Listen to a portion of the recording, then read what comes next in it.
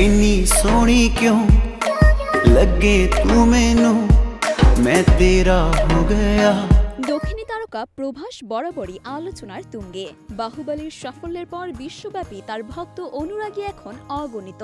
তাই প্রভাসকে ঘিরে অনুরাগীদের আগ্রহের কমতি নেই, বিশেষ করে তার ব্যক্তিগত জীবন নিয়ে, কার সঙ্গে প্রেম বা বিয়ে নিয়ে। এখন পর্যন্ত একাধিক অভিনেত্রীর সঙ্গে তার নাম জড়িয়েছে। বিশেষ করে বাহুবলীর সময় থেকে আনুশকা শেঠির সঙ্গে তার নাম জড়ানোর পর থেকে এই আলোচনা আরও তীব্র হয়। অনেকেই ধরে নিয়েছিলেন আনুশকাকে হয়তো বিয়ে করবেন প্রভাস। তবে এতদিনে সেই গুঞ্জন সত্যি হয়নি। শুধু আনুশকা নয়, বলিউডের কৃতি সাননের সঙ্গেও নাম জড়িয়েছিল প্রভাসের। আদিপুরুষ সিনেমার শুটিং এর সময় দুজনকে নিয়ে গুঞ্জন রটেছিল। প্রভাসের সমসাময়িক অনেক তারকাই বিয়ে করে সংসারী হয়েছেন, তবে তিনি এখনো সিঙ্গেলই রয়ে গেছেন। তবে অপেক্ষার পালা বোধহয় শেষ হতে চলেছে। জোর গুঞ্জন শোনা যাচ্ছে অবশেষে নাকি বিয়ের পিঁড়িতে বসছেন দক্ষিণী এই তারকা।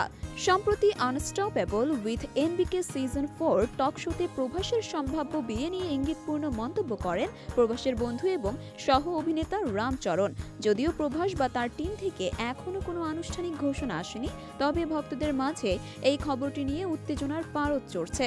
রামচরণ বলেন, খুব শিগগিরই নাকি বিয়ে করতে চলেছেন প্রভাস। পাত্রী নাকি অন্ধ্রপ্রদেশের গণপবরামের মেয়ে।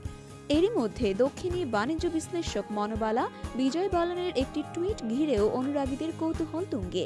এক্স হ্যান্ডেলে তিনি প্রভাসের নাম লিখে তার সঙ্গে নবদম্পতির ইমোজি জুড়ে দিয়েছেন। এই পোস্ট দেখেই কৌতূহল প্রকাশ করতে শুরু করেন অনুরাগীরা।